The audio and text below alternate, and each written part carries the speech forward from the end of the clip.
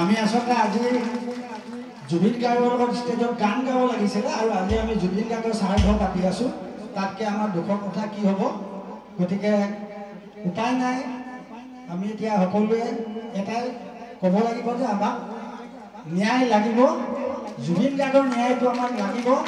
আৰু যদি আমি ধৈৰ্য ধৰিব লাগিব, কিন্তু ধৈৰ্য ধৰাৰ পাছতো যদি আমি ন্যায়টো নাপাওঁ, তেতিয়াহ'লে সঁচাকৈ এখন মহাভাৰতৰ যুদ্ধ হ'ব।